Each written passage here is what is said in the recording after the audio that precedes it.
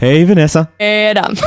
What time is it down in Georgia? 11:51 p.m., 9 minutes from my pumpkin hour when I pass out. How about you in New York? I assume we're in the time, still in the same time zone. Good. Well, let's be honest. It's not 5 minutes to, it's 50 minutes past your bedtime. Yeah, basically, yeah. I'm sure our listeners are riveted to know, but we had quite a rough weekend. We were planning to release an episode that was really dear to my heart with one of my favorite historians, who also was my teacher. A great conversation that I thought would be a wonderful way to start 2021, but the audio revealed itself to be unusable, utterly unusable. So we will hopefully be recording another conversation with this dear man. But for today, we're going to change our schedule and release an interview with Professor Zohar Goshen, which we slated to release later this month. Zohar is a law professor at Columbia University and a dominant figure in financial and corporate regulation. Back in Israel, he was chairman of the SEC, the Securities and Exchange Commission, right during the financial crisis of 2008. So it was basically on the front line fighting to regulate the stock market just as the stock market was collapsing. We talked a little bit about that, but that was not our main topic of conversation. Our main focus is a paper that he's currently releasing, co-authored with Professor Doron Levit, and we thought that it deserves the full deep dive. And it was really interesting paper, and it's a really unique perspective. Absolutely. He is proposing, I would say, a provocative argument, trying to explain one of the greatest underlying problems of American society right now, which is the asymptotal rise in income inequality. And while he acknowledges all the explanations that we commonly hear, like automation, globalization, what he does is offer a new cold analytical interpretation that relies on his understanding of corporate law and American economic history. And now if you turn on your talk radio or go to Twitter, you'll hear a lot of really angry voices telling you who's to blame for our financial woes at the moment. But in Zohar's explanation, you're going to find no villains, at least not overt ones. Because what his theory shows is how very small changes to the law, to policy, and to business practices can lead to horrible unintended consequences. So, fair warning, we asked Zohar to try and explain things to peasants like Vanessa and myself, but we didn't want him to dumb it down too much. After all, that's the whole point of having a freaking long-form podcast. So it does get technical. And especially if you're like me and Adam and you haven't, cracked open an econ book since like high school, he did a great job of walking us through the kind of basic economic principles. But if you already know all the basic economic principles, you could probably like skip ahead a little bit. But for those who need a refresher like us, like definitely, it's still really interesting and it'll still teach you a lot. So still stick into the beginning if you're like us. And I think the payoff is great. And Zohar is just a generally interesting person. It also happens to be someone that you've known for quite some time. Yeah, I was a regular guest at the Goshen's Friday night dinners. Those were simpler times. And he's actually our first and only relative of a previous guest on Uncertain Things. Yeah, will leave it to our keen and avid listeners to figure out who. Yeah, exactly. Anyway, we hope you enjoy. We think it's really worth your time. Stick with Zohar and stick with us. You should rate us on Apple Podcasts. Oh, welcome to Uncertain Things. Welcome to Uncertain Things. One day we'll remember. One day we'll remember. And with that, Zohar Goshen. Hey, Zohar, thank you for joining us. Oh, thank you so much for inviting me. I told you over the phone, it's something that I've been looking for an excuse to do with you for a while, and we've known each other for some time. Since you were a little kid. Since I was a little cranky kid. Frankie, it's your words. You provided me my first experience of a Saturday night family dinner, which was lovely because it's not something that we used to do in our household, and it's great. But for our listeners who don't know you as well as I do, can you give us a brief elevator bio? So thank you so much for the invitation. It's a great pleasure and honor, and I thank you for the invitation. I'm a professor of law at Columbia Law School. I teach corporate law, corporate governance, securities regulation, corporate finance. And in addition to that, I did some other activities which are not academic activities. I was the chairman of Israel Securities and Exchange Commission, known here as the SEC, during the financial crisis between 2008 and 2011.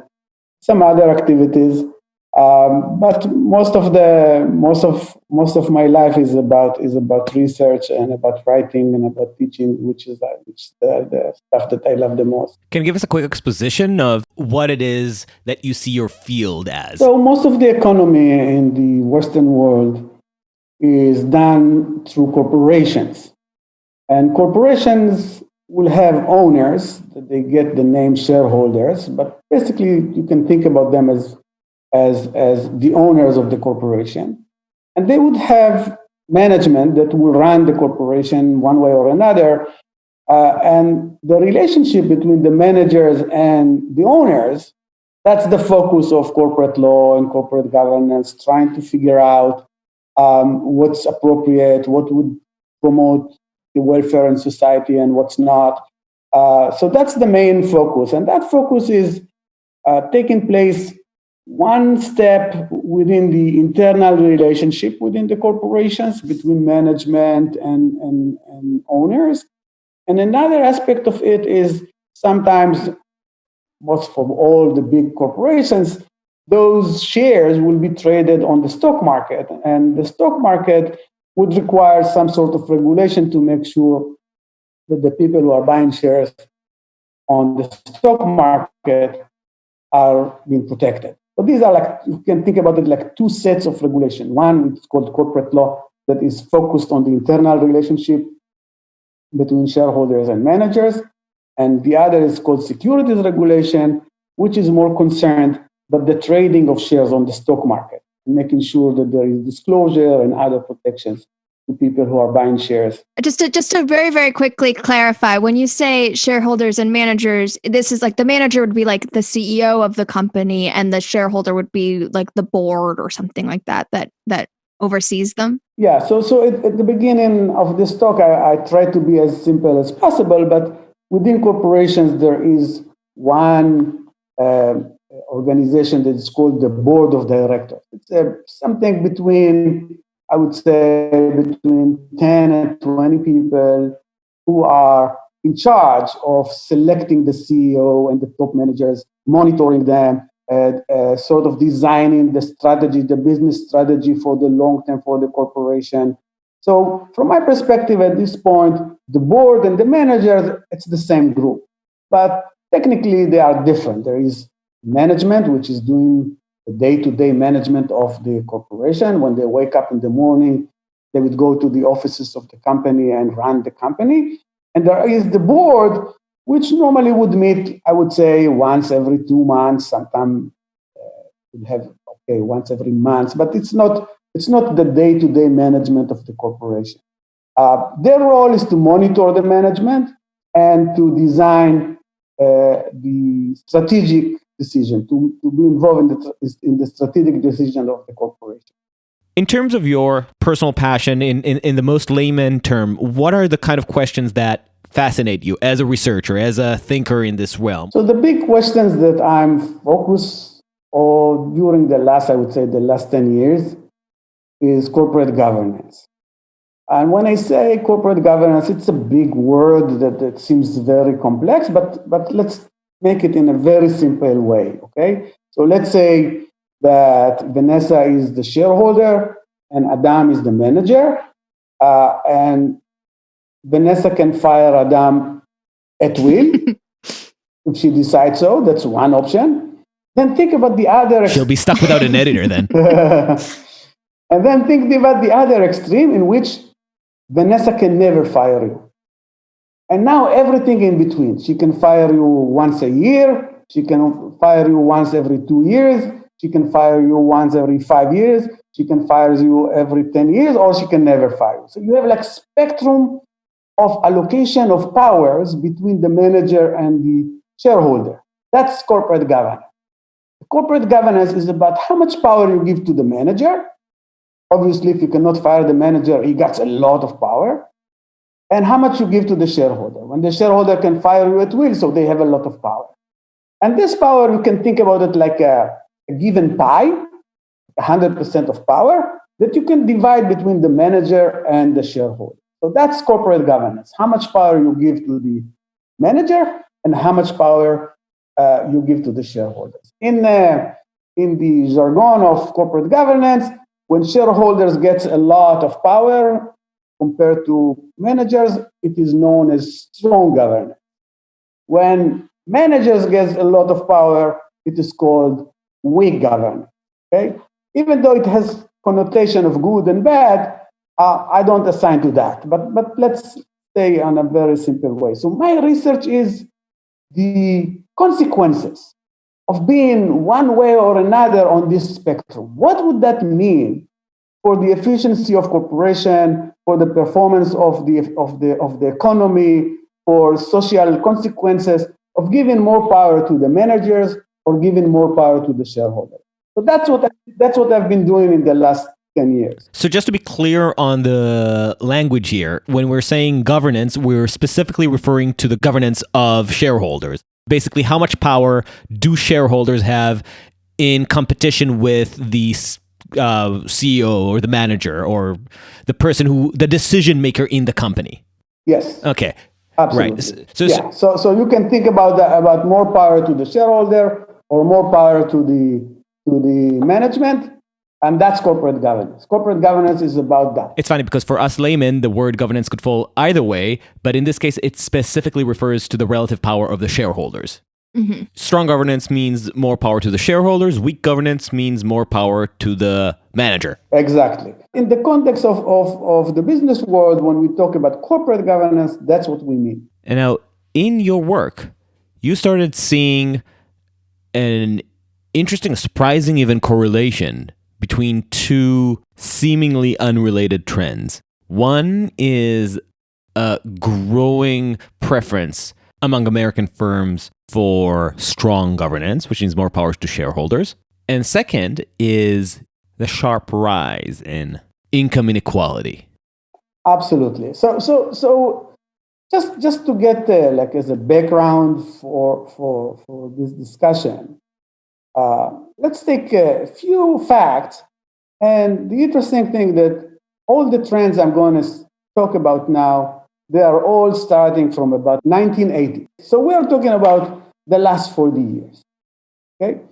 So the one initial fact is that since 1980, wages for the American worker are not going up. So normally, there is a relationship between the level of productivity of an employee and the level of salary they get. So the higher the productivity, the more they will be paid. So this was true all the way up to 1980. Since 1980, productivity kept going up by about 70%, but salaries went up only 10% over 40 years. So this suggests that some of the money that employees should get is left for the corporation. So the corporation is not paying the fair salary to their employees. And then you start seeing other facts. Second fact that you see, that corporations are becoming more and more profitable. If, for example, there is something called markup. Markup, it's how much the corporation is adding to the cost when they sell the product. Let's say in 1980, if it costs something to produce $10, they would sell it for $12, which is the markup of 20%. Today, they would sell it for $16. So it's a huge markup. So the profitability of corporation, it's the flip side of the fact that employees are getting less. That's the second fact. The third fact, since the 80s, you see huge increase in the value of corporation. The value of shares in the stock market is going up even to a level which is above what you would expect that they will go up given the risk involved in investing in shares, compare, let's say, in putting the money in saving account. Okay, so value of corporation is going up.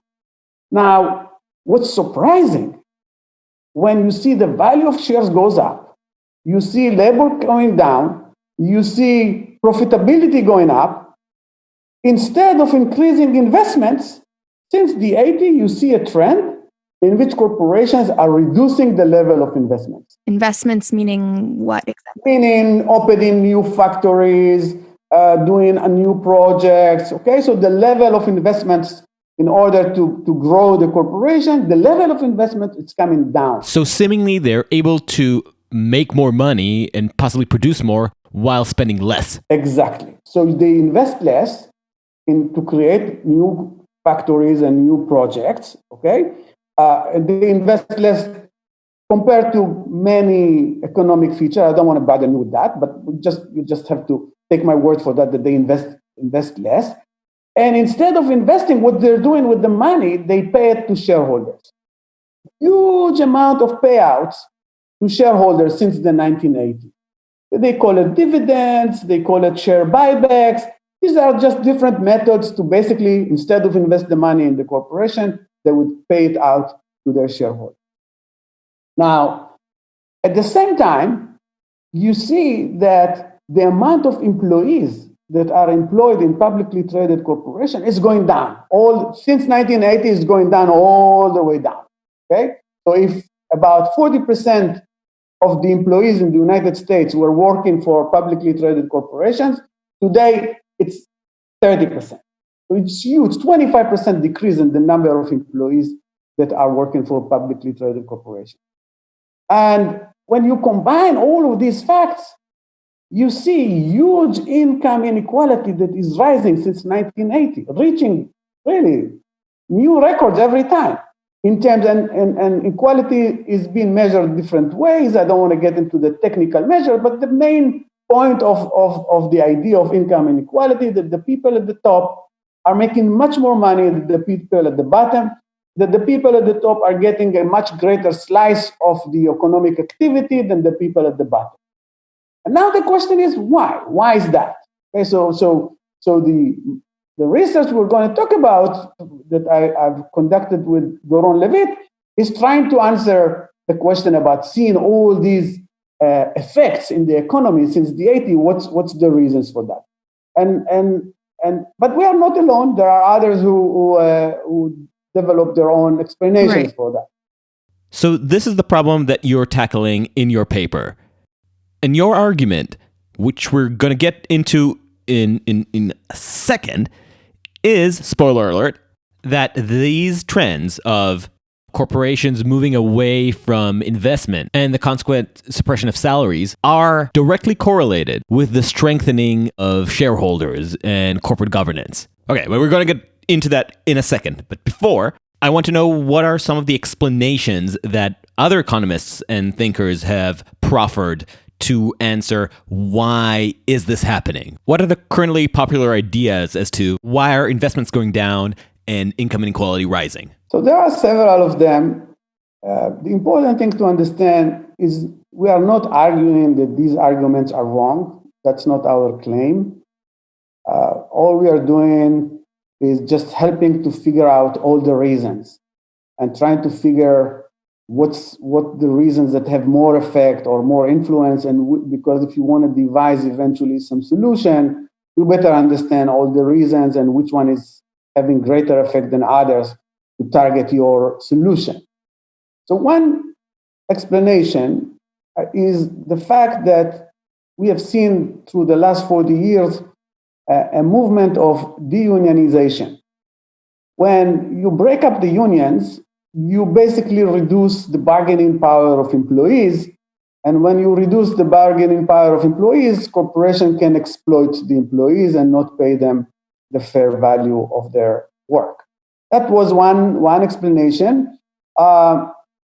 It has a fairly strong explanatory power, but it covers, I would say, out of the facts that we mentioned, it covers just few of them. It doesn't cover all the facts. It cannot explain all the facts that we just mentioned. Another is globalization. The fact that now corporations can outsource their production to other countries, to China, to Mexico, to other places in the world, basically reduce the demand for employees within the United States and therefore reduce their bargaining power. Again, it's a different version of the bargaining power. Another explanation is immigration. That the immigration to the United States basically harm the employees within the United States, especially at the lower level of the employees who are less educated. But even though politically it's very charged, the explanatory power of this argument is very little. It has some, but it's not a meaningful influence on what we see.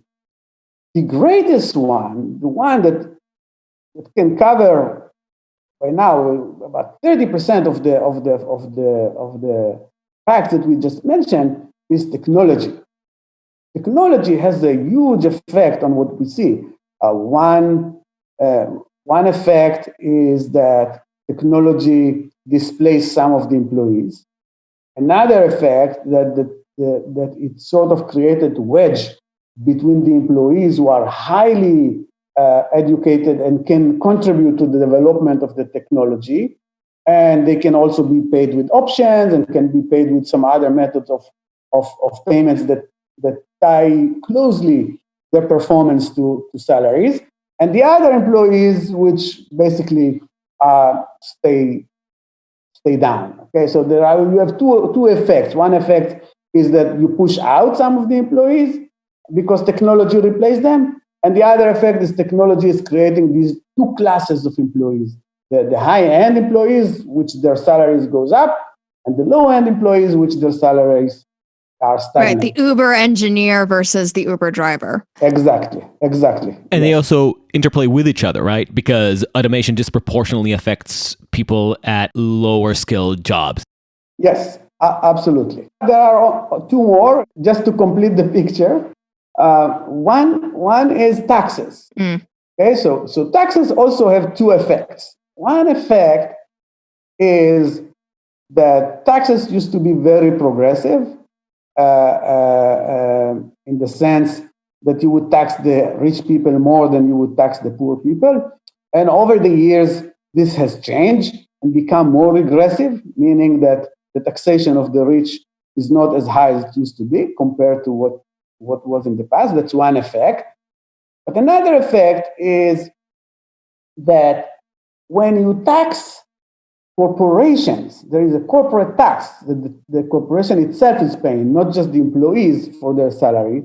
When you increase that tax, you create incentives for corporations to move their factories to other countries where the corporate tax is lower. So you see many corporations are in Ireland because it's 10% tax, or you see them going to other countries.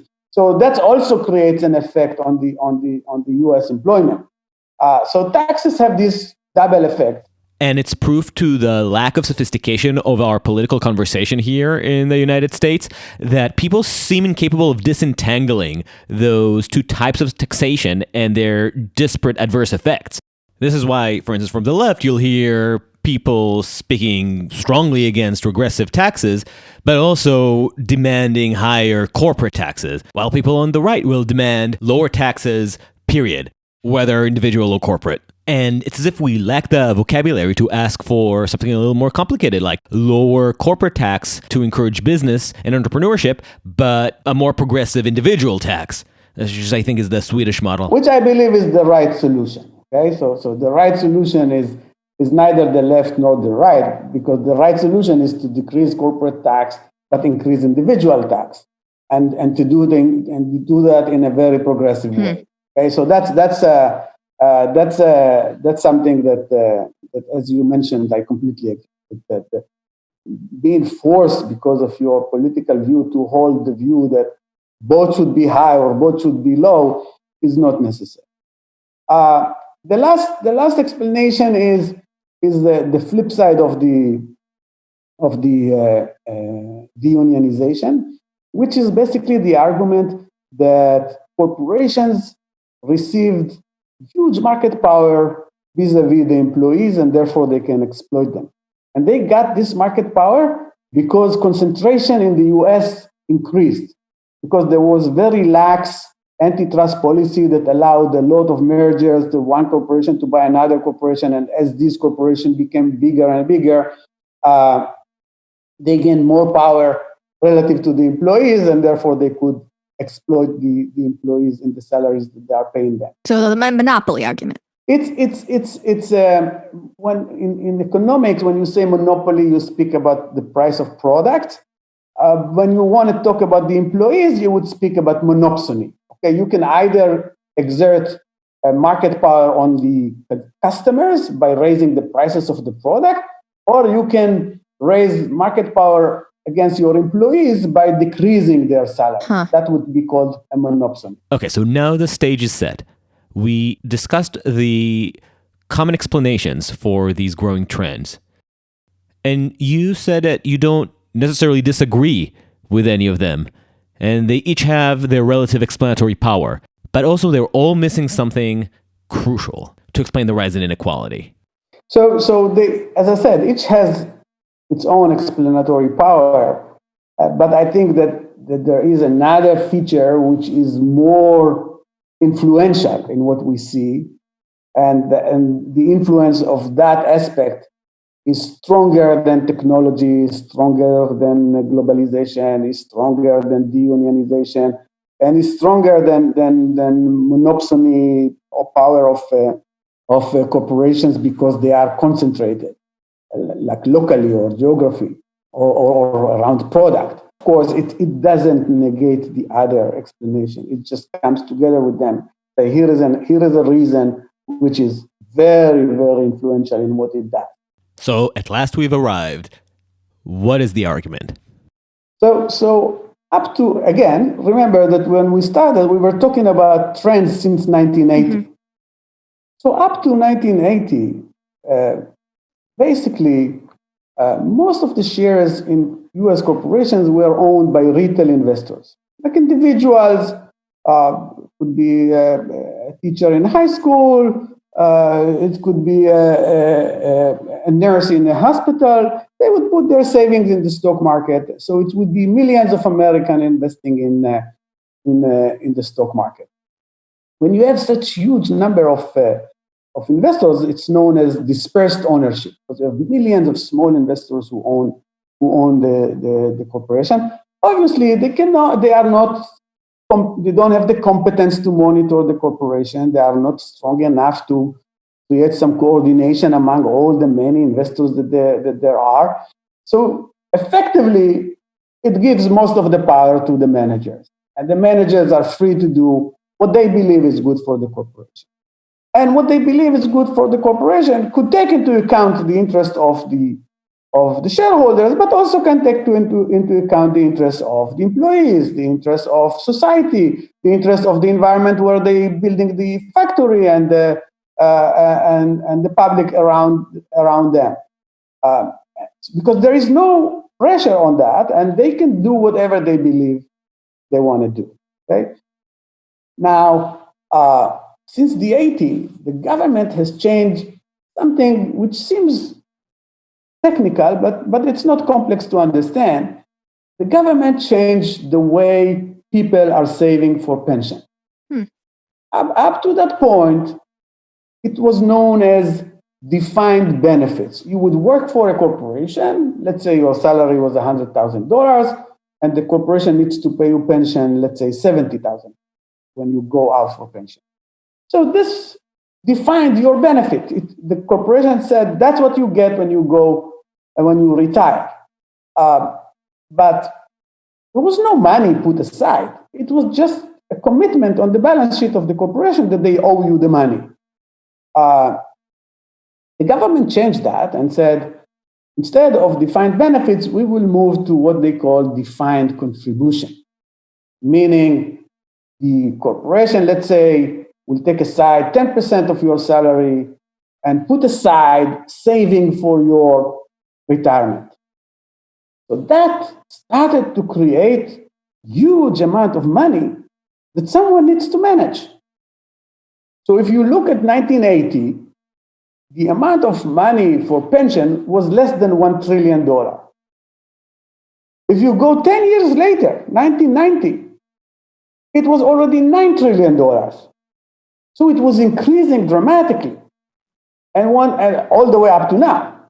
And when it increases, it made the organization who are managing money huge organization.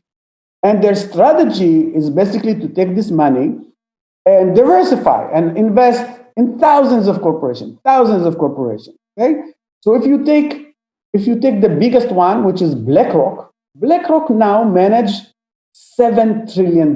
This is an unbelievable number to say. Right. Okay? So what Vanguard, does it mean? Vanguard managed $6 trillion. State Street managed $3 trillion. These are like unbelievable numbers. So if you just take these big three, okay, the money they manage is more than the gross national product of China. Okay, just to get perspective of what we're talking here. And we're talking all pension funds? So it's pension funds, it's mutual funds. They have many structures in which they manage money. Okay? But the idea is that these are all money that under their control. It could be either in mutual fund A or mutual fund B or pension fund C or pension fund E or whatever. But these are all resources under their control that they can deploy and decide how they're going to be invested. So before we get to the point where the point that is coming to what the consequences of getting such concentration of wealth in this what you call the big three, I want to first dwell briefly on this minor point. To what degree is this concentration of wealth purely the result of this single legal change in the law regulating pension funds? This change from defined, I already lost it. Defined benefits To defined contributions. Exactly. Okay, so the change from defined benefit to defined contribution, is this really the primary cause for this astronomical concentration of wealth? Yeah, that's the main reason. Huh, wow. Amazing how a small legal change can have such a dramatic effect. And just to be clear that we understand this is because before the law passed, companies were freely able to make up their own configurations of how to save money and then pay out employees when they retire. And after the law, they essentially needed to start saving up and toss money into pension funds from the moment of hiring an employee. Exactly. So every person who works, they will have to put aside, let's say 10%. The employee would put aside, let's say 5%, and that money needs to be managed by someone. See, this is something that, as an average reader of news, when I would read about the law passing, it would have struck me that it could have these consequences, because when you think about this, without putting a lot of brain math and economic knowledge into this, you just see it's either you pay the money, start putting up the money now, or you pay it later. But ultimately, it is the same amount of money that is going to be exchanged in the end, because the commitment is supposedly the same, or just about the same. No, it would change. It would change because you don't have liquidity. You just have a line on the balance sheet saying we owe you $100. It's different than if someone will actually take the $100, put it aside, and say, okay, now manage that money. So before the law passed, what mechanism guaranteed that companies will be able to make good on their commitments? It was on their balance sheet as a contractual commitment to their employees who are going to retire, and they had to honor that. What it means that some of the corporations would put aside money under their own control, and they would have to bear the risk of fluctuations in the market because they defined the benefits, they didn't define the money. Right. And if some corporation is bankrupt, then the people who retire will not get their pension. I see. Okay, so they wanted to pass the risk from corporations to the individuals, but at least to take away the risk of bankruptcy. So that was the logic behind that. Whether this is good or bad, I don't want to get into that now. It's a very complex story, but it was an honest, good faith attempt to improve saving for pension. Okay, so now we're getting to the unplanned consequences. Exactly. So what you see since the 80s, you see that these institutional investors who own basically the market are increasing dramatically in power. If in 1980 they had about 25% of the shares in the market, by now they own more than 70% of the market. Now, this is huge. Right. And if you just take the top three, the big three, which is Vanguard, BlackRock, and State Street, if you consider their holding together, they are the largest shareholder in 90% of the S&P 500. So let me explain that. S&P 500 is an index that includes the largest 500 corporations in the United States. In this corporation, the largest one, the top 500, they are the largest shareholder in 90% of this corporation. So it tells you something about their power over the US market. So that's the trend that we see. We see huge increase in that. Now, that's the first part of the story. Now, let's go to the other part of the story, which is about the corporate governance. From reading your article, you kind of mentioned that, there's kind of a conventional wisdom in the field that you in your article and your argument are trying to push up against. And some of that conventional wisdom is that, the fact that shareholders have more power, the fact that there is strong governance is pretty much almost always a net good, right? This is a lot of people would argue that this is a good thing. Can you first explain why that's a kind of conventional wisdom in your field? Yeah. So the starting point is that management might be disloyal. Disloyal. Yes, that's the word. Management might be disloyal, and because they would be disloyal, they would try to promote their own self-interest at the expense of the shareholder. For example, they will buy a private jet, they will have fancy offices. So it's like the WeWork example. Yeah, and they would try to buy other corporations just to create their own empire. They would engage in investment which are pet projects, something that they like personally, but it's not going to generate value for the shareholders. So the idea is that because managers are disloyal, if you leave them unsupervised and unmonitored, they will do all these bad things and shareholders would lose. So if we will give back the power to the shareholders, they will monitor managers and they can prevent those inefficient investments from happening. Yeah, and is the idea there that in theory, if it's good for shareholders, it should also be good for a public good as well? Absolutely. So, and the idea is that since shareholders prevent inefficient investments and generate more value for their corporation, that's going to be good for the economy as well, for the rest of the stakeholders in the corporations as well. That's the basic premise in our field. So this simple assumption, this common wisdom in your field, is what your article pushes against. And in fact, you say that this is the catalyst that, in combination with that tiny little change in pension regulation, set us on the course towards our current state of income inequality. Explain that. as we mentioned, the normal convention is that if you go to strong governments, then shareholders will have more power. And because they will have more power, they can deter disloyal managers from making inefficient investments. That was the common convention. And because of that common convention, BlackRock and Vanguard and all these big players over the years were pushing towards strong governance to move more power to the shareholders at the expense of the managers. And you see that trend from the 80s going all the way up, starting with the huge waves of takeovers in the 80s, 90s, you see huge activism by the funds, and after 2000, a huge activism by hedge funds, which I'll explain later what that means. But the point I'm trying to make at this stage is that you see huge shift in the balance of power between managers and shareholders. Power is being taken away from managers and given to the shareholders based on the convention that's going to be good. But like many things in life, there are no free lunches.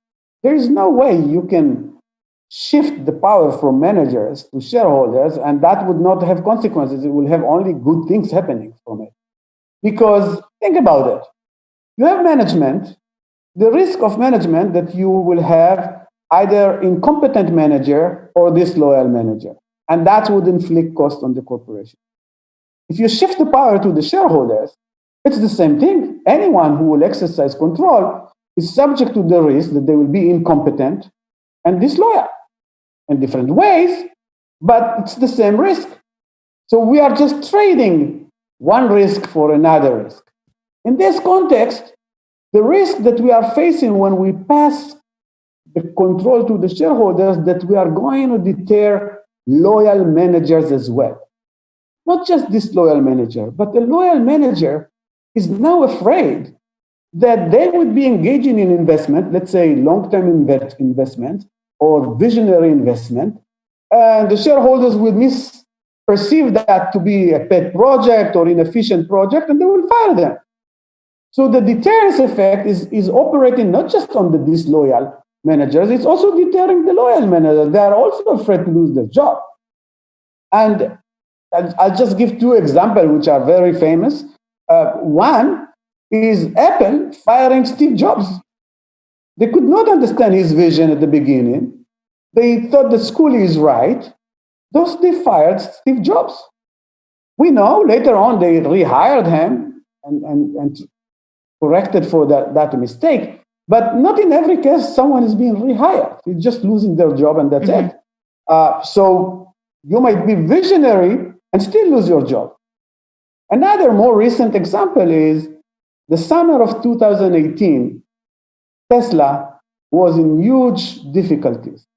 If you read the newspaper there, and if you have watched the financial news back then, they were all saying, Elon Musk needs to go. His role as the visionary is done. He's now inflicting damage on the corporation. We should replace him. Just because there was some bump in the road. He already faced the risk that people want to replace him because there was a bump in the road. Once he crossed that bump, all these people have shown to be wrong with their views because now he's dramatically up. He entered the Standard & Poor's 500 index just now. It's huge achievement. If you would fire Elon Musk back then, people were talking about the end of Tesla. So that's the point of thinking about strong governance, having trade-offs. Right. And the trade-offs are that you might deter disloyal managers, but you also might deter loyal managers. Before you get into the effect of the deterrence, can I just ask a question about shareholders and why do they seem to be so short-termist? Like why do they seem to be unable to capture when or at least to kind of give potentially visionary managers the space and opportunity to do what they need to do? The reasons in the literature for being short-termist, there are a lot of them. I just take one simple one that you would give the essence of the story. Okay, So let's say you are an analyst, you work for an investment company, and your bonus is determined by the performance of the shares that you have selected. So let's say you believe in Tesla. Let's take it as an example. You believe in Tesla, and you invested in that, and now it's not performing. It's going down. So your bonus is dead, and your supervisor is saying what's going on, and you might lose your job. Okay, so because the people who are making the investments are being evaluated on a quarterly basis, 6 months, a year, their bonuses are structured in that term. So they inflict their motivation on the corporations they invest in. So that's their own short-term individual interest on the calculation. Exactly. Yes. So that's one example. I think it's simple enough to get how the short-term effect is coming all the way through the investment houses and the way they motivate their employees. That is a depressing thought. But sorry for the interruption. We're going to continue onward. You were talking about, okay, so now what are the consequences of this deterrence? Yeah, so what's the consequences of that? The consequences is that since the 80s, more power is given to the shareholders. The deterrence of strong governments is increasing more and more over the years. Okay, so they take more and more power and pass it to the shareholders. And the deterrence effect is doing two things.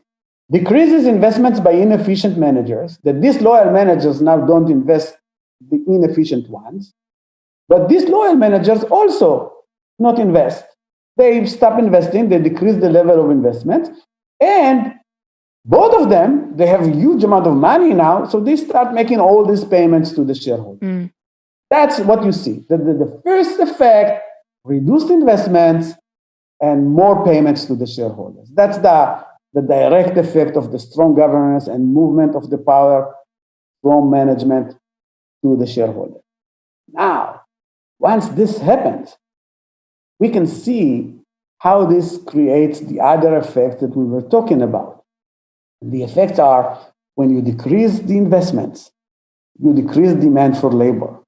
When you decrease demand for labor, you decrease salaries of employees and increase the profitability of the corporation. You see the markup going up and the value of shareholders going up.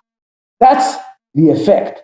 In a normal market where there are no strong BlackRocks, what you would see when investment is coming down, some other corporation will start increasing their investments to take advantage of the low salaries. But because they control the whole market, they prevent any movement from strong governments to weak governments, and they sort of being the police of this monopsony of reducing investment, reducing demand for employees, and creating the wage stagnation.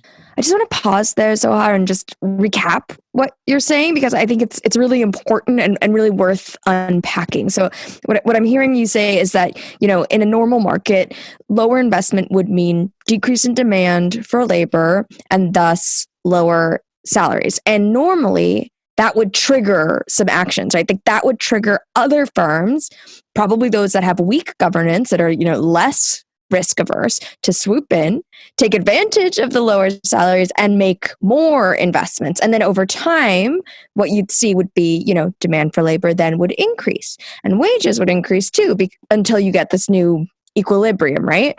But I think what you're saying here is that because the big three are so ubiquitous, they're essentially forcing all firms to maintain strong governance, right? No matter what. And so their influence is preventing the market from achieving that equilibrium. And wages keep staying low and companies just keep making profits for the shareholders at the expense of the workers. That's the story. The story is that, and I don't think they do it on purpose. I want to make sure. I think that these institutions accept the common knowledge or the common wisdom of the scholarship that strong governance is a good thing. And I don't think that they are aware that the profitability of their portfolio is not coming from improved investments, but from transferring wealth from employees to shareholders. Right. And I think they should be aware of that. And this is why we are writing this paper, to make sure that they are aware that their profits are coming at the expense of the employees and not by improving the operation of corporations.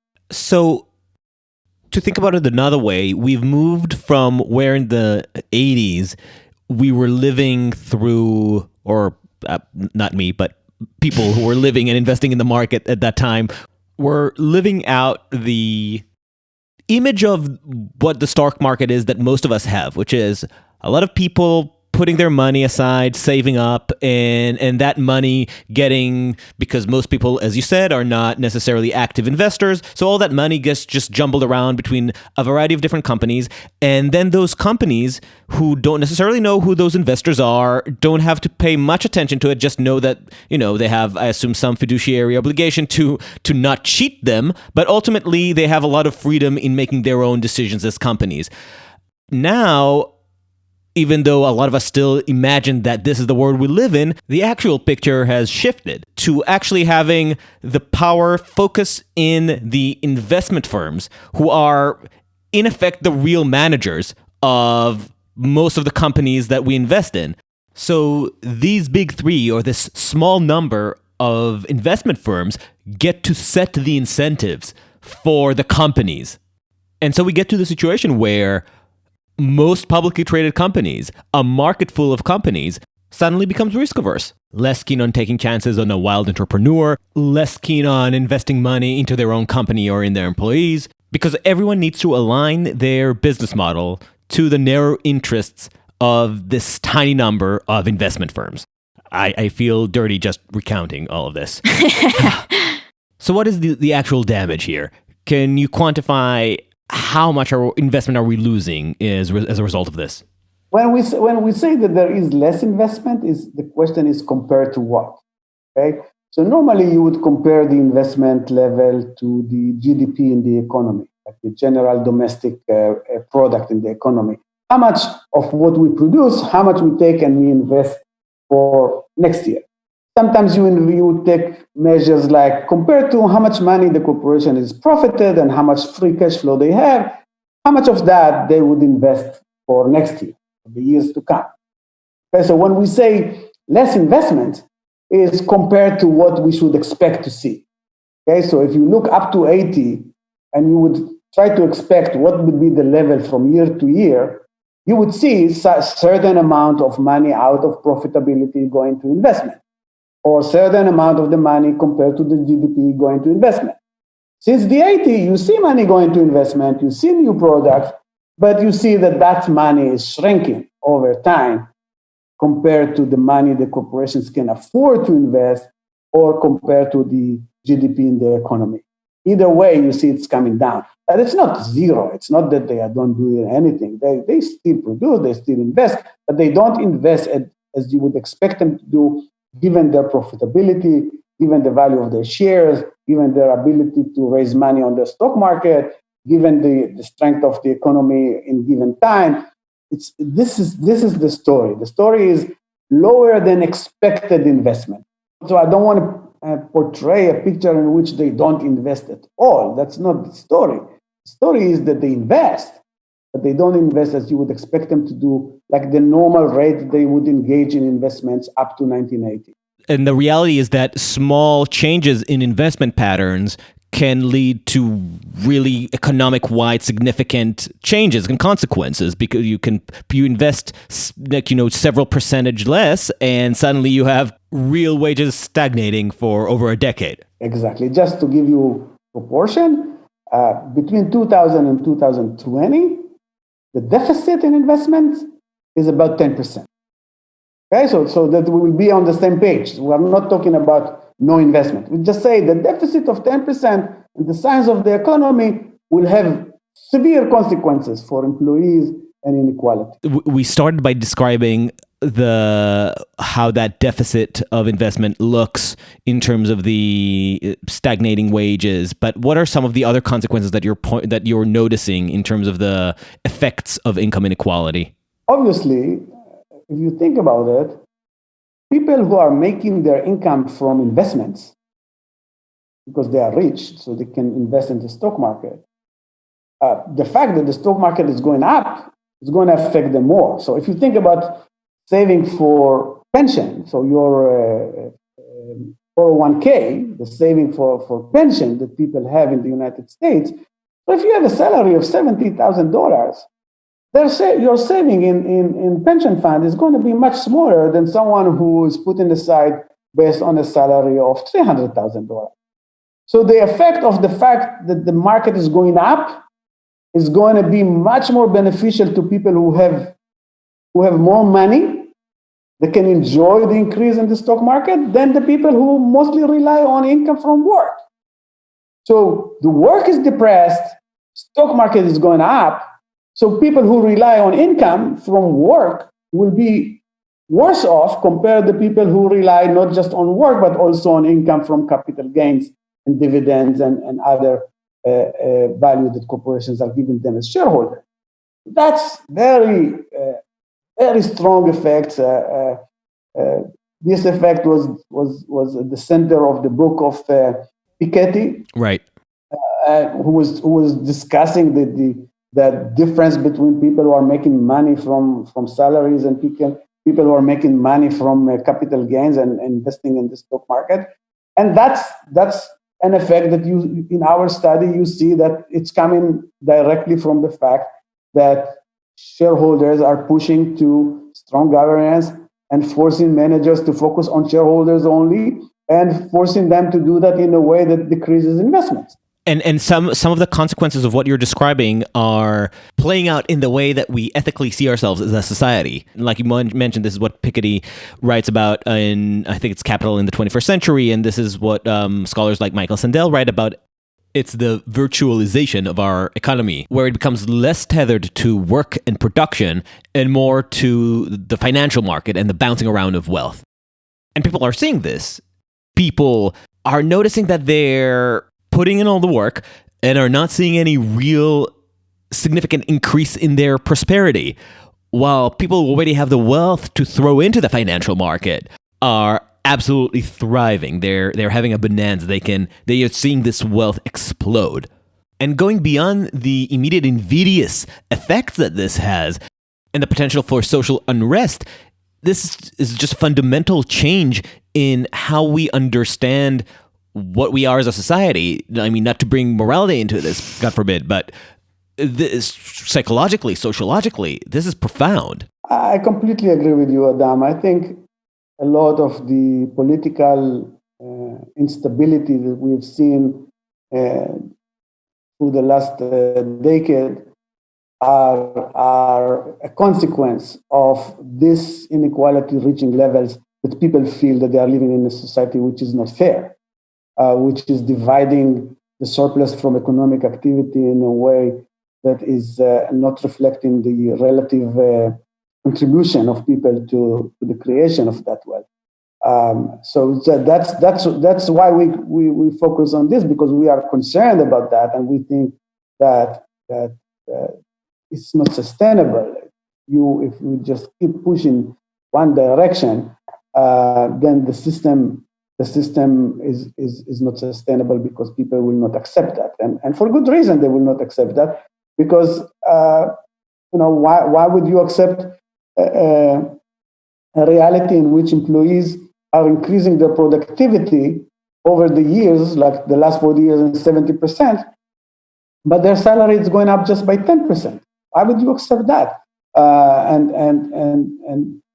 And I think it's a good reason for that. And the better we would identify the reason that this is happening, the better we understand the causes for that, the more we will be open to find the right solutions for it, and trying to put the finger and say, okay, that's the problem. Let's try to fix this problem.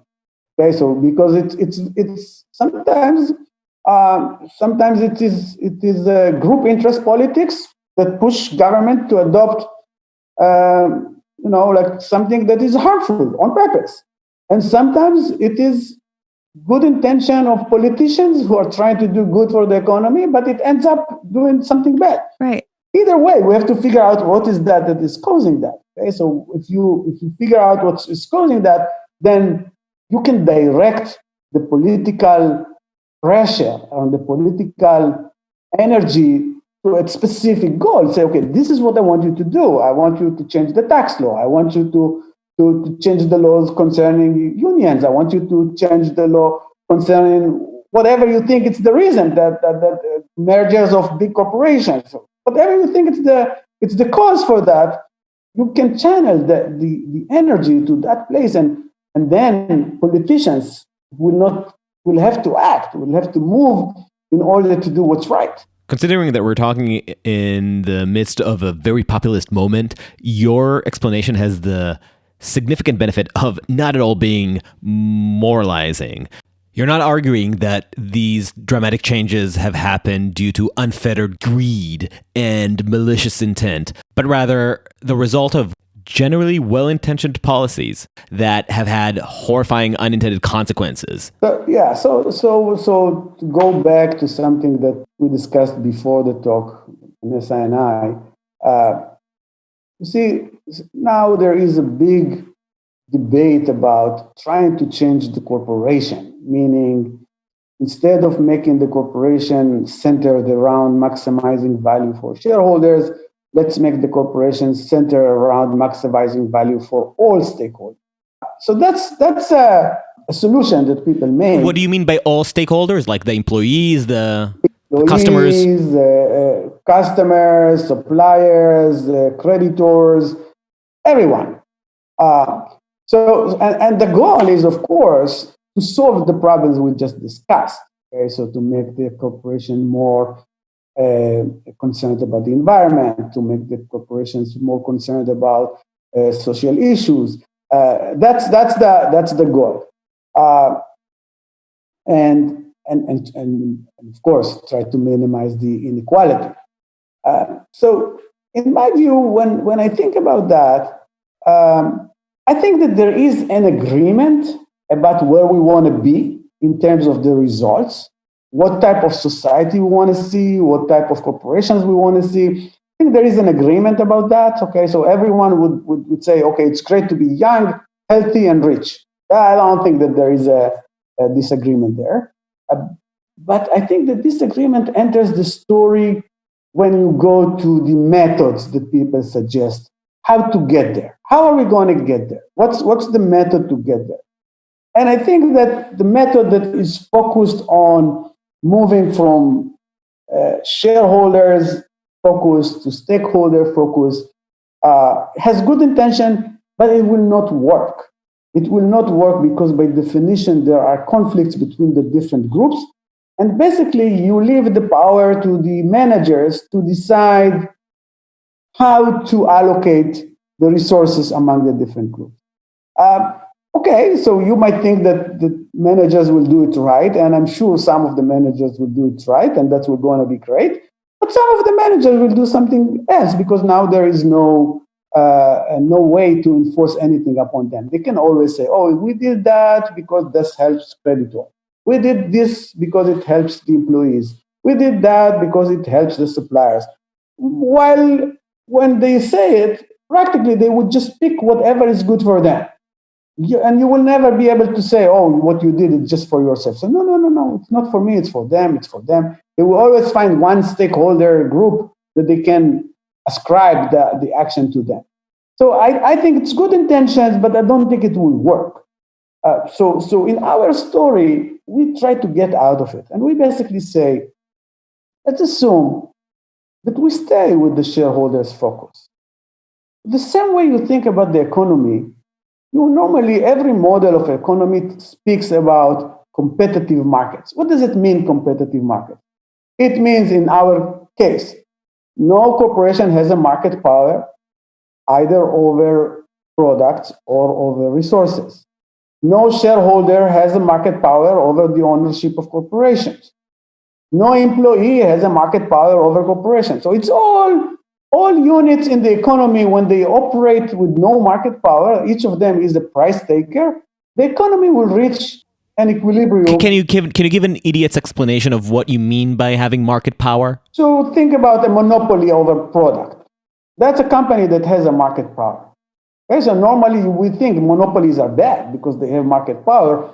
We can no longer trust the mechanism of the market to bring the price of the product to the appropriate level because the monopoly will raise the prices. Okay, so every time you speak about someone who is big enough to determine the result of the competition, then we don't trust competition because we say, okay, competition cannot work, cannot deliver what we want because some players in this market are too strong and they can distort the final result. For people, it's very obvious when they speak about monopoly over product. Everyone understands that when you have a monopoly over product, people will start talking about breaking the monopoly. They will start about regulating the monopoly to avoid monopoly prices. Okay? So the same story is with the operation of corporation. If you have corporations that don't have market power, and shareholders do not have market power, and employees do not have market power, then what will end up is a competitive equilibrium, a competitive situation in which employees will get their fair share, which means it will be tied to their productivity. Shareholders will get their fair share, which means it's going to be tied to the level of risk that they are taking. It means that management will be investing in the market in the appropriate amount that you would expect them to do. Even when they're trying to focus on shareholders. This is what will happen. Everyone, all stakeholders will be compensated on a competitive way. The problem is that once you have someone who is too strong, who has market power, who can distort the result, this is where you should be concerned. And this time, it's not about monopoly over product, it's monopoly over ownership of corporation. Right. When you have someone managing $7 trillion and they own the market, they have such a market power that they can distort the result of economic activity. And they can distort it in a way that will harm the employees, whether they intend for that to happen or not. That's what's happening. Right. Big players got monopoly power over ownership of shares, and now they distort the free operation of the market. Yeah. That's the difference. We don't think that you need to change the focus of whether it's shareholders or not, but you need to go back to economic activity that is more competitive. So what are your thoughts in terms of solutions, ways of re-encouraging investments? Well, it sounds dramatic, but when you think about it, it's the same of the solution that has been imposed when we have experienced too strong monopolies over products. When we have experienced too strong monopolies over product in 1920s, there was a trend to break up those monopolies. Okay, so Teddy Roosevelt, when he was in charge, he basically broke up many of the monopolies that were monopolizing prices over products in order to restore competition in the product market. Our suggestion is to do the same thing and basically break up the big money managers, not to allow them to manage $7 trillion. We should put some cap, let's say $500 billion, not more than that. Think about it. BlackRock will become 14 different companies. Just one company will become 14, even if you set it at the $500 billion. If you look on the 500 money managers in the world, then the median size of that group is 50 billion. So it means you can reach economies of scale with 50 billion. Okay? So why would you need 7 trillion? Even if you say, okay, not 50 billion, 500 billion, still the level of competition is increased dramatically. So the idea is that we need to break up the institutional investors and bring them back to a level that's going to have more competition in the market, and the effect that are coming from the fact that they are too strong are going to be relaxed, and the competitive pricing for wages and products and the level of dividends, the level of investments will come back to where they should be under competitive market. And you say that the breakup needs to take place by size, but also by type. So what's different between types is that when you have passive investments, they would normally buy, let's say, the Standard & Poor's 500. They will just buy all the shares, and they will not try to find overvalued and undervalued shares, and that's it. They just buy and hold. Okay. When you have active management of funds, they will try to identify specific funds, specific shares that are good and buy them, and those who are bad, they will sell them. And then they will try to beat the market in their performance. Today, because these two types of funds are managed under the same ownership, the voting power is exercised the same way. There is no differences of opinion between an active fund and a passive fund.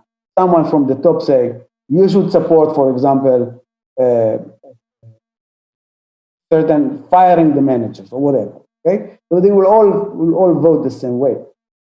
Once you separate them, then the interest of a fund who's investing passively and the interest of a fund who's investing actively are not the same, and then you will start seeing differences of opinion as to how to vote on a specific.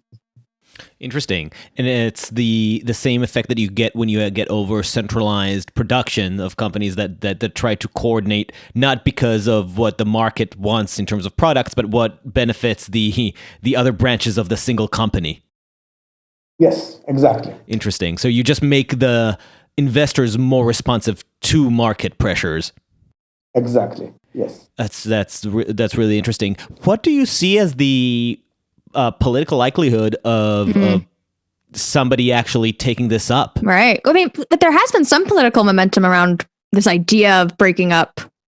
I mean, but companies. Right, but that's exactly my problem. That I feel like when you have momentum to breaking up companies, it is done in a very populist, single-minded, and undiscerning way. And I don't believe I've ever heard a serious movement to specifically target this issue. Right. And my concern personally with people when you have a quote unquote momentum for breaking up things is that the motivation for breaking up things is not because they're necessarily informed economically as to the consequences of doing so, but just because right now the mood is hostile to this or that company or industry. Today, Mark Zuckerberg is our great robber baron. Our boogeyman. But I don't recall ever hearing anybody expressing appetite to take down Vanguard. Breaking up BlackRock, or Vanguard, Exactly. I don't remember any of our antitrust paladins making such arguments.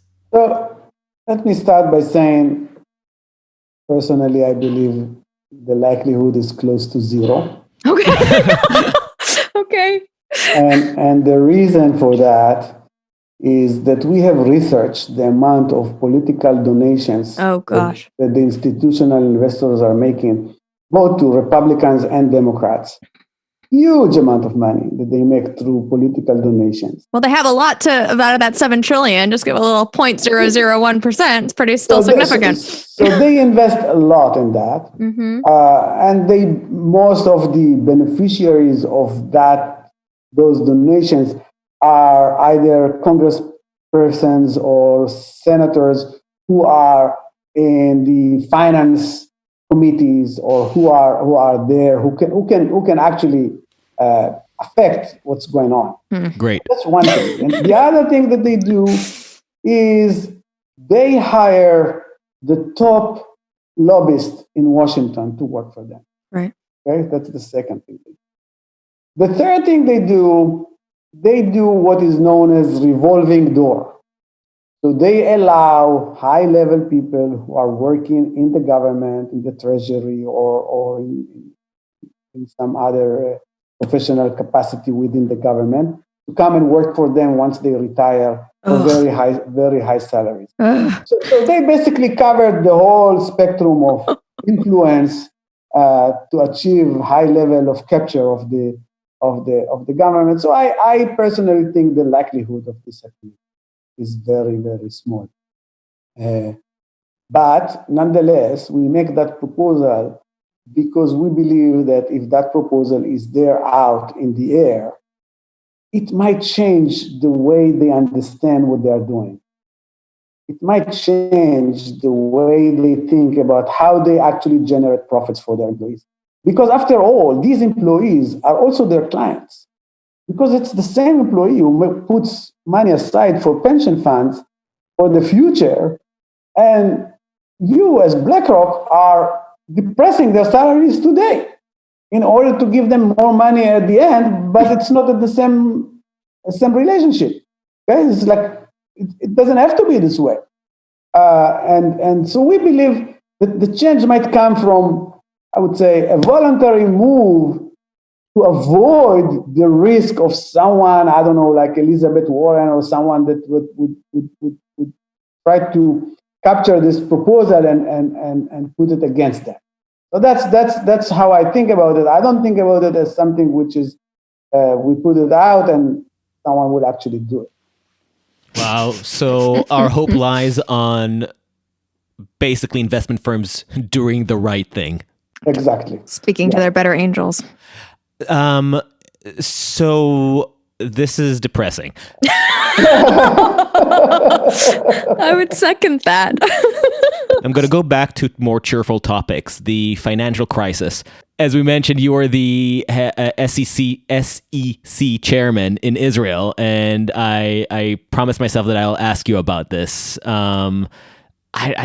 I remember visiting you here in New York. I think it was a couple of weeks after Lehman Brothers collapsed and you were summoned back to Israel. We were supposed to spend a little bit of time here together. I remember looking forward to asking you about your work, and then that red telephone called you back home.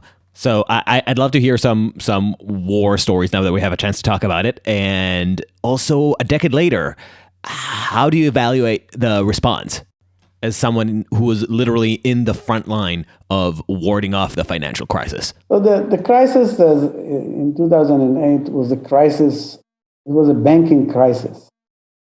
As I said, the banks invested in bad securities, and those securities declined dramatically in value, and they put the banks at risk of bankruptcy. So most of the focus was trying to save the banks, and through that to save the economy.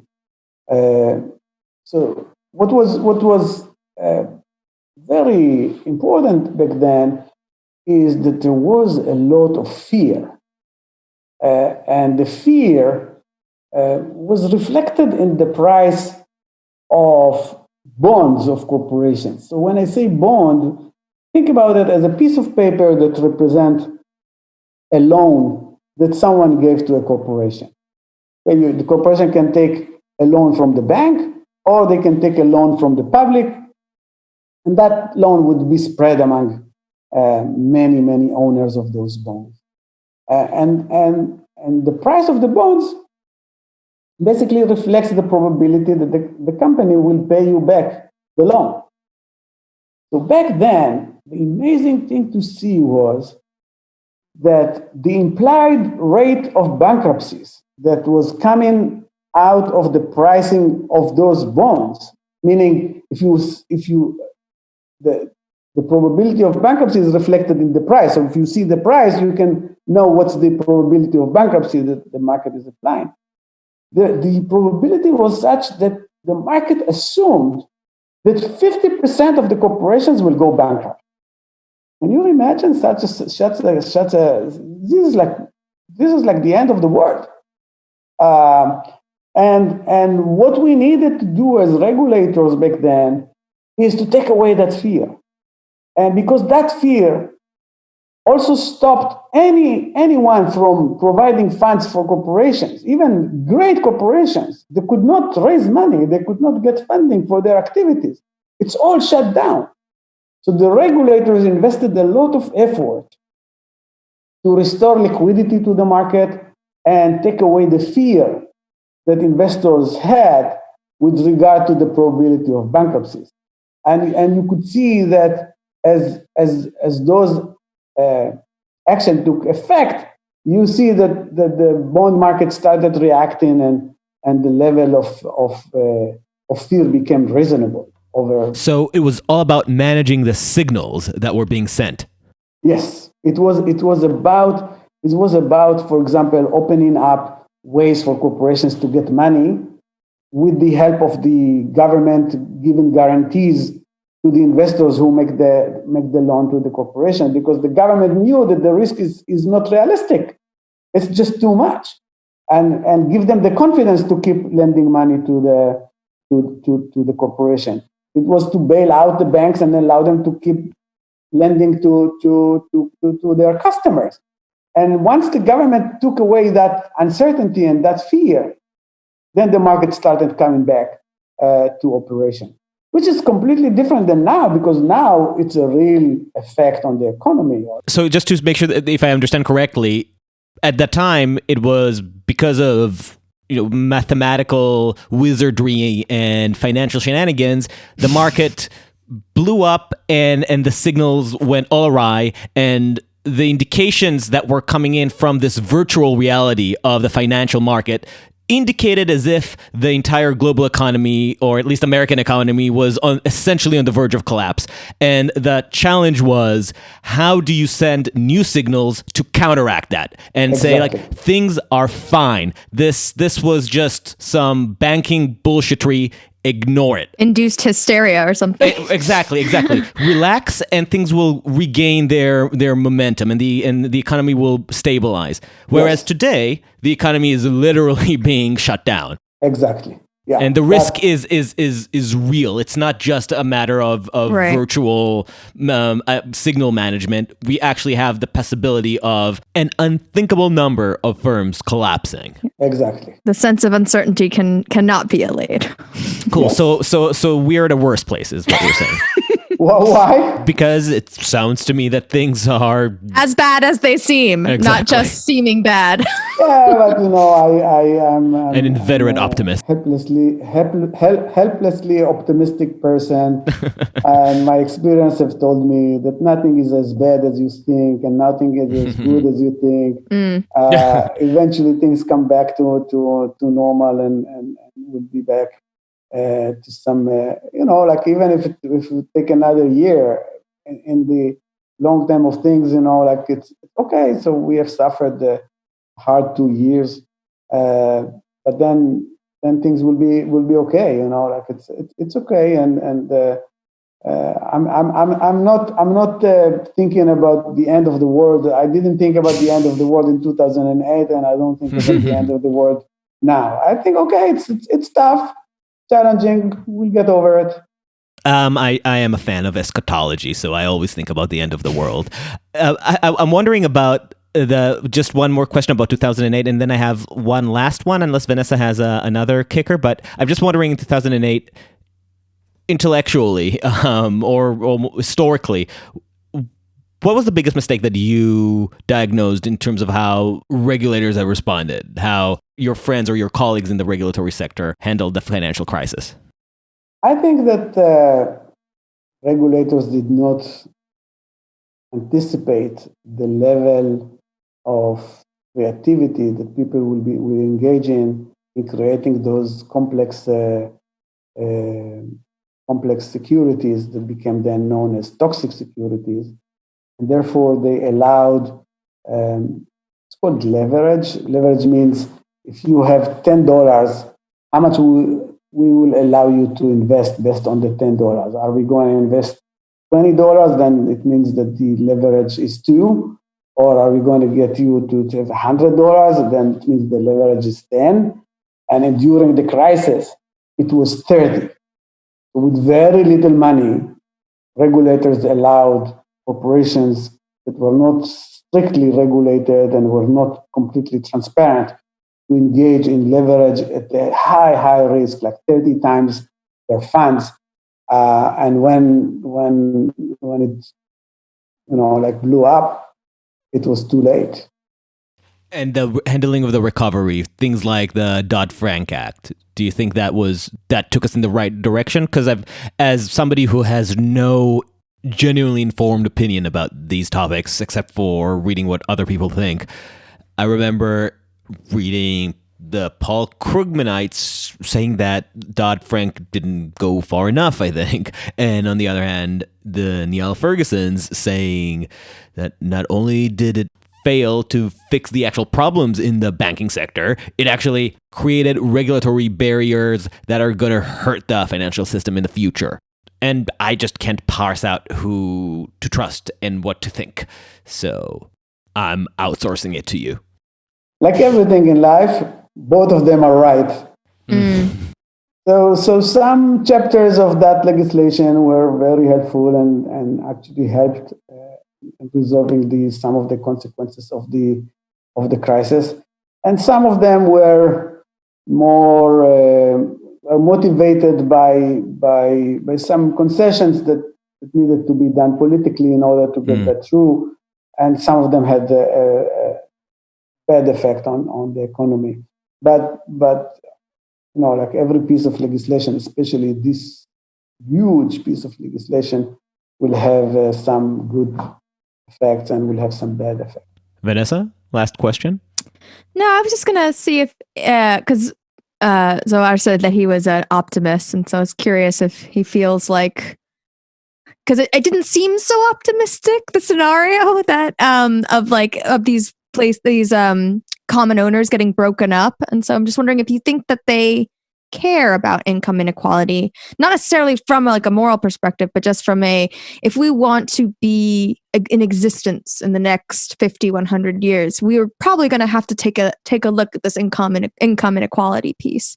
Do you think that will change the way they act? So as you see now, these institutions are the biggest drivers of what is known as ESG, which is the E stands for environmental, S stands for social, and G stands for governance. So I believe they do it because they understand that the future of us is dependent on that. It's important that corporations will protect the environment. It's important that corporations will be mindful about society and will have diversity in the work. In the employment of employees, they will have diversity in their board, they have diversity in their management. So all these are very important things, and they push the corporations to do that, and they do a good job in that. They are successful in driving corporations to improve over time on these measurements. The only thing that we are trying to say, okay, you have good intention, but when you put together these three letters, ESG, you treat the G as improving governance is always going to be a good thing. And we're telling you this is the source of the problem, and you should separate that aside and think about it in a completely different way. Stay what you do with the environment, stay what you do with the social conscience that we need to have in order to improve our society, but start thinking differently about governance. Governance has different effects than what you believe they have, and some of the effects it creates, it's in fact making things worse.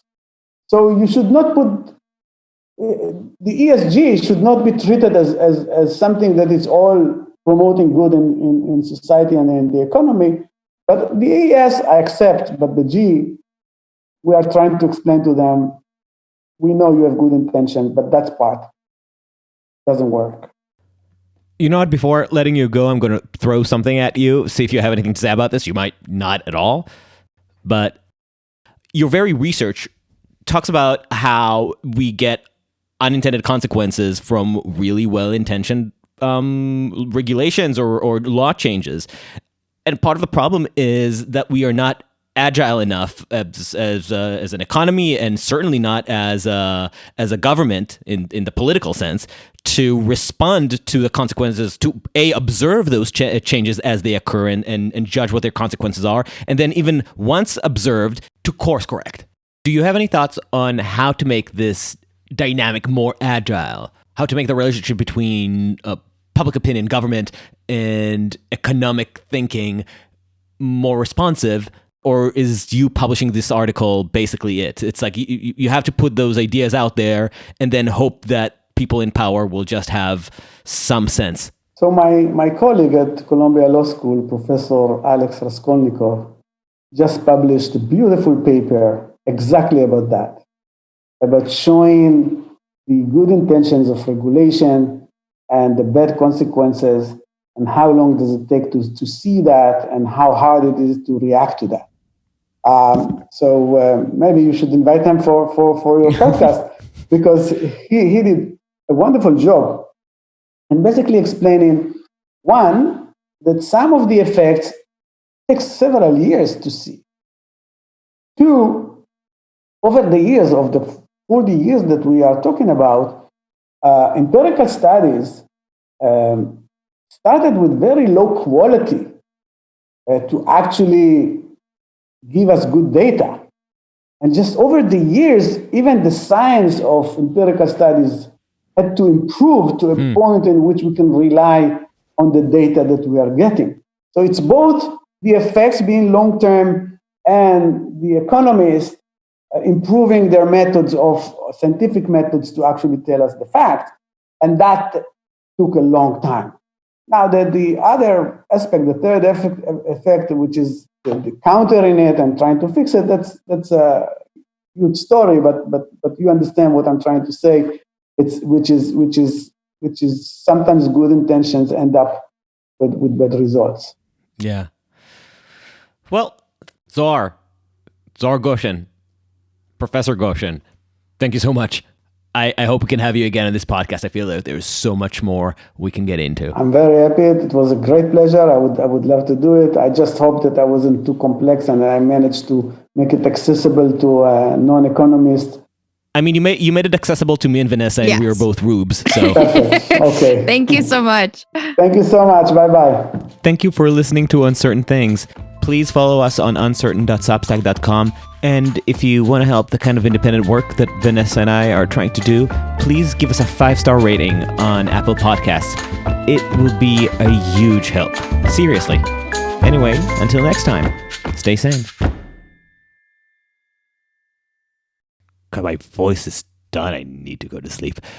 But if you got this far, you should know Lafroig is the best scotch. Don't let anyone tell you otherwise.